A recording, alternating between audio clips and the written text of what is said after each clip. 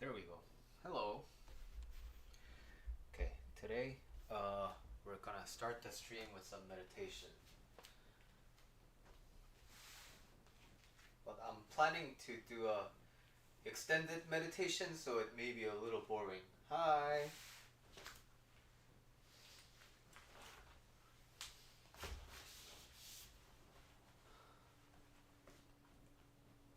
Oh, my fly was.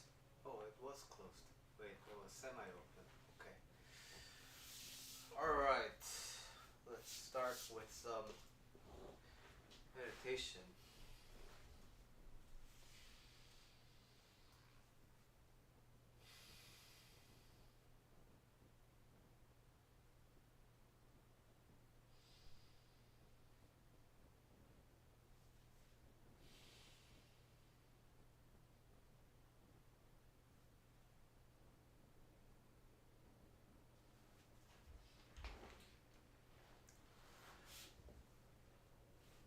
Just loosening up, warming up.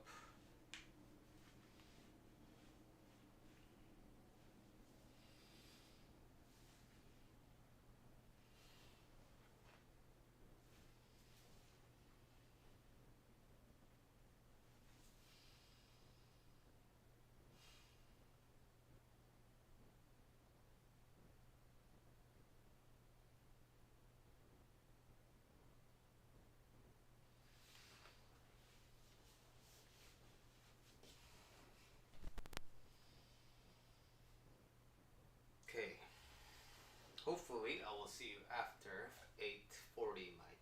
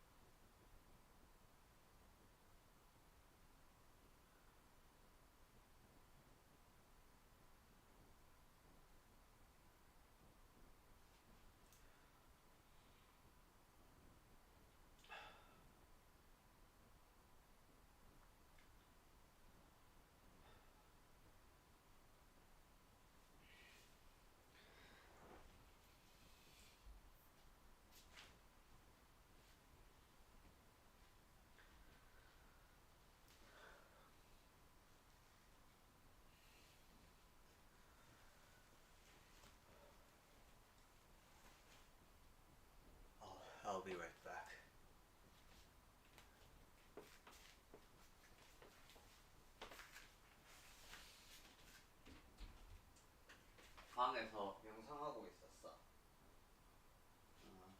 지금 잠깐 녹화 좀 하고 나올게.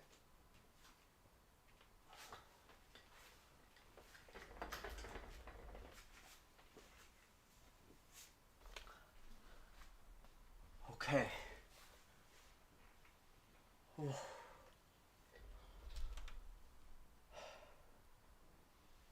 Based on my calculation, it's around 36 minutes, which hits my target goal.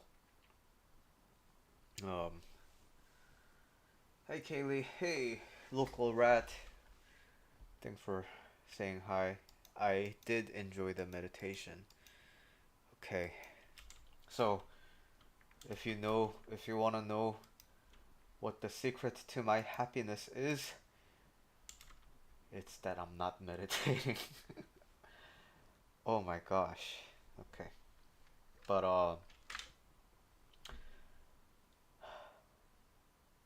it was extremely painful. But so let's think about it.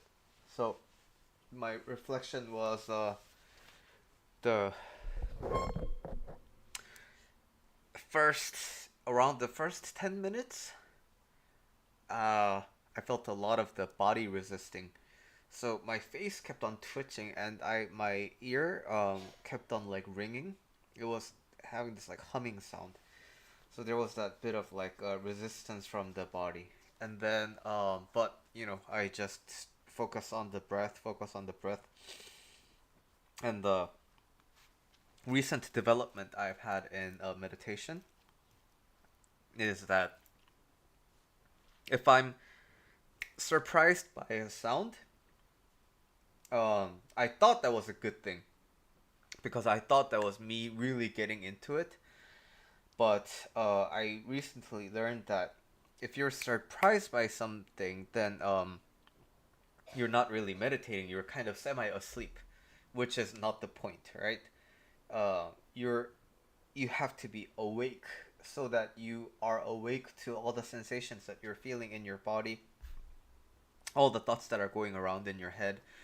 And my wife once told me I was meditating in the living room, and she was saying, why are you snoring when you're meditating? But which was weird to me because I was awake the whole time. So I think that's what was happening before.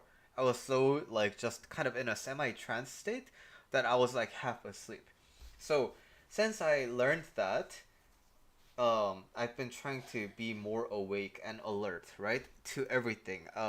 Basically, notice everything and then just be more aware of everything.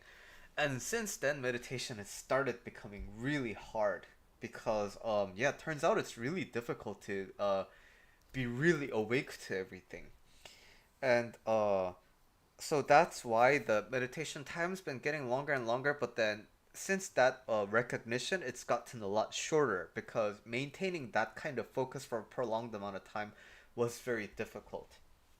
And then so since that point on, I was meditating kind of like I'm still meditating every day, but I realized that today morning I'm like, okay, I did meditate, but what I've been thinking is that this feels more like habitual stuff, right? It's just like I'm just kind of drilling without really like intent, which is okay. I talked about this with Kaylee on Discord today, but it's still better than not meditating, but I wanted to really bring that kind of focus back into meditation. So today I decided to do a 30 plus minute session, and so I did.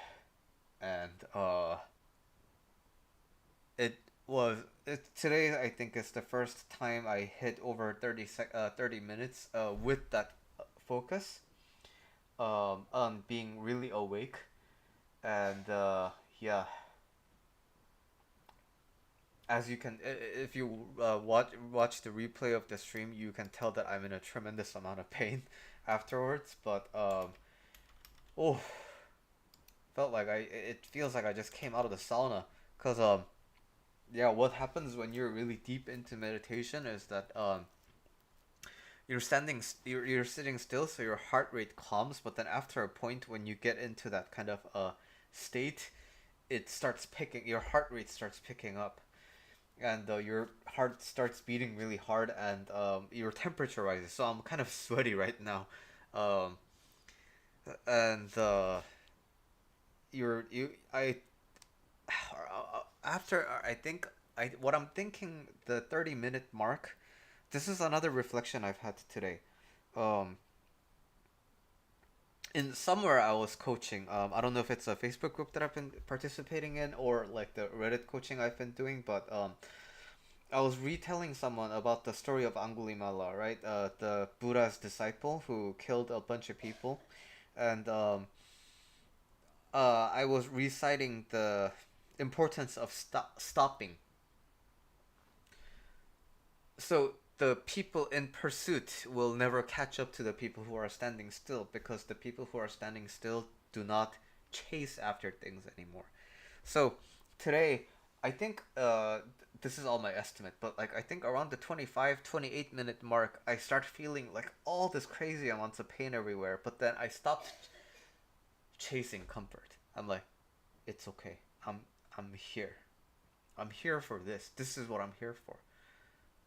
And as soon as I stopped chasing that comfort, I want to escape this pain. I want to quickly run, and I want to quickly go to that like area of there where there's no more pain. As soon as I stopped chasing that, I got to that point of where I'm coexisting with the pain, but it's okay. I can coexist with the pain. So that was my reflection, and then yeah, around the 36-minute mark I had to stop because well, not had to stop, I wanted to stop with intent, and I didn't want to stop because of pain. And so that was around the mark where the fourth or fifth wave of physical pain came, and then it subsided. And then so before I give up with like because of pain, um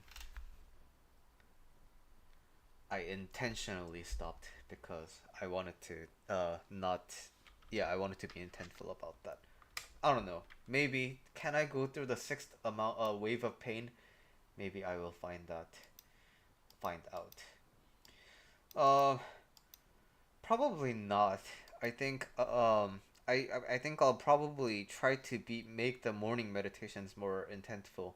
Um, but this is just a way of kind of like disciplining myself, because I've been noticing. Um, and moreover, and plus, I always try to do at least one 20+ minute session every week. Um, so I guess it's multiple birds with one stone kind of a thing. Okay. Yep. So, oh, that was tough, but I'm here now. Okay. So I also wanted to kind of do a reflection of work today as well. So today I went to work, right? I usually go to work on Wednesdays, and today I just really noticed a lot of people. Actually, let me record a video about this.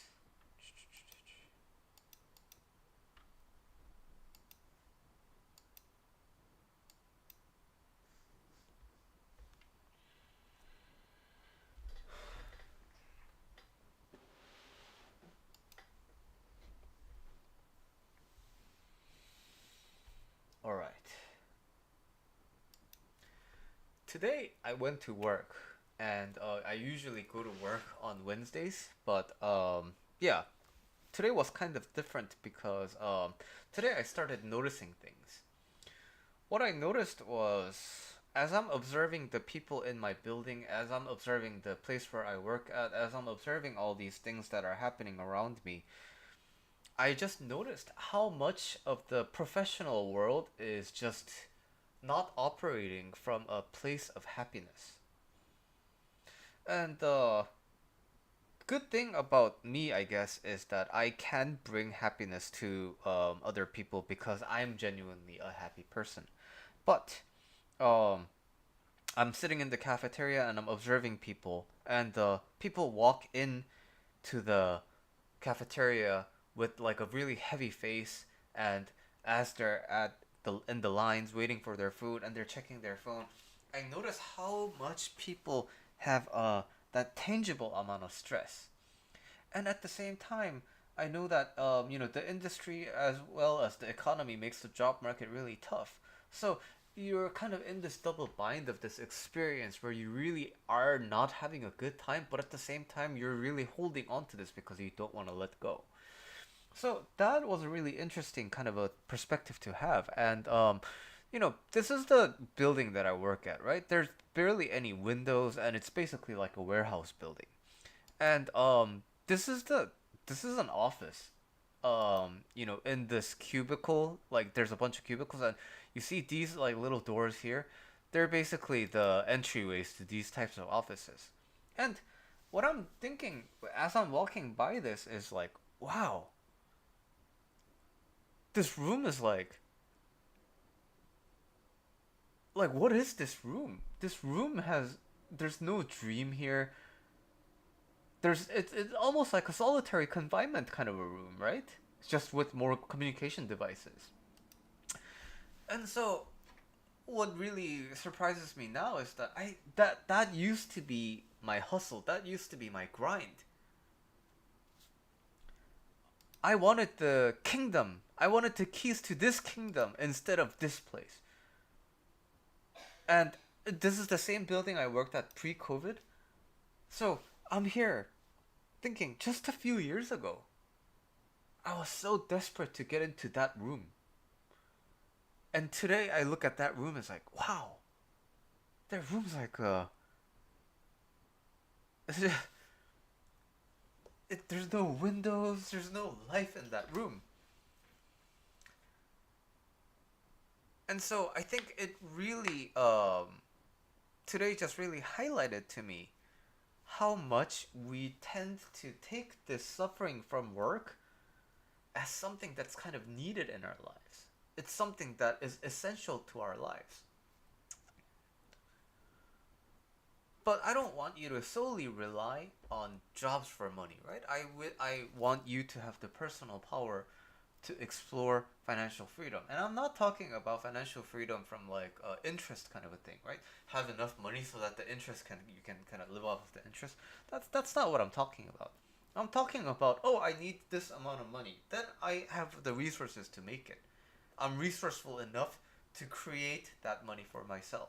And that's kind of the life that I'm living right now, right? Yes, of course I have a job, but that's the skill that I'm developing. That's the life that I have. So if shit fits the fan and I get fired or like laid off, that's no problem for me.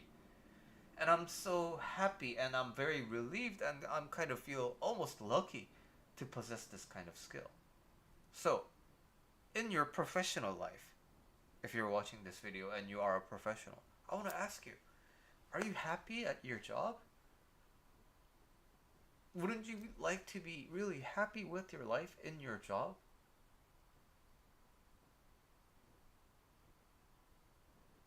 That's the question that I want to pose with this video.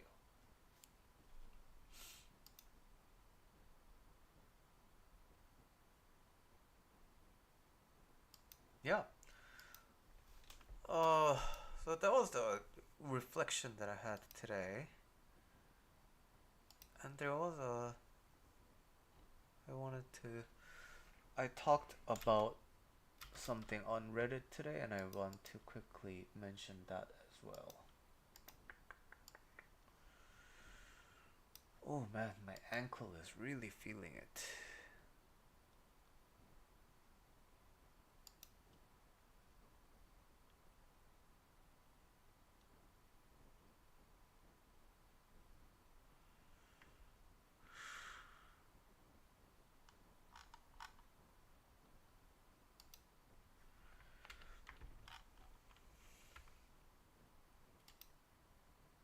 Okay, this is the one. This is the post that I coached on today morning. Today morning, I coached on this topic. I genuinely think I might be a narcissist and I'm not sure what to do. So, this person is watching videos and recognize the patterns of narcissism. And the bullet points of them examples are struggle immensely to form deep connections even though I really desire them. People are usually really friendly to me when we first meet, but over time they become distant to me. I have maybe two people in my life that I would consider close friends. I hate criticism and I like being praised. I often have daydreams that revolve around me having a more interesting life. I'm intimidated by a lot of people I perceive to be better than me. And I'm a horrible listener. I often assume people are talking behind my back. I hold grudges pretty much forever. So, this person didn't really explain why or suspected reasons on why this may be. So, if you are thinking that you may also have narcissistic patterns, it's very important to recognize the cause and effect behind this kind of behavior. So, this these bullet points are a result. And in order for these results to show up in your life, there must be a cause underneath your life as well. So the questions that I want this person to explore is, why do I want deep connections instead of shallow connections? And when it's a shallow connection, why does it feel bad to be in them? And what is the measure in which connections go from shallow to deep? And when it reaches the deep part, why do I struggle with it? And this is related to the second point, so I'll just talk about the second point first. Why do I hate criticism? What does criticism remind me of? What is it evidence of for me? The fact that I suck? The fact that I'm stupid? The fact that, I'm not a good human? What constitutes as criticism against me or something else? For example, if I'm wearing red and if someone says they hate red, will I be offended? If I like a sports team and somebody criticizes that sports team, will I be offended? So, going from a really external thing to getting closer to you are, what's the threshold in which you measure this is a criticism against me? And so, because I have that criticism aspect, the closer I get to someone, the more likely am I to get criticized? That's a good question to ask yourself. What's so lacking in my life, and why is this lack so highlighted in my mind? That I have daydreams around more interesting, more rich, more loving partner. Why am I inferior? What causes me to view myself that way? What makes other people so much better than me, and why are those criteria so important to me? Why do I not listen to other people? So, when this person is not listening to other people, I'll often forget things that people tell me about themselves, leading to awkward scenarios where I asked them something they already told me 5 minutes ago. So, instead of listening, what am I doing? And lastly, holding on to the grudge, right? How is this hate serving me? So, these questions, when they are answered, they will give you the cause, the underground earthquakes that cause the eventual ripples and waves that you observe in the external world.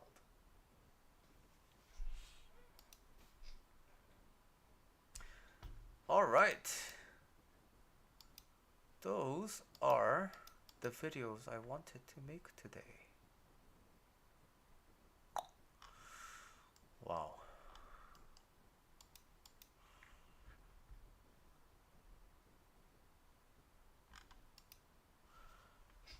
Oh man, I'm still really feeling it. But I've never actually seen myself meditate, so I'm kind of excited to check out the replay as well.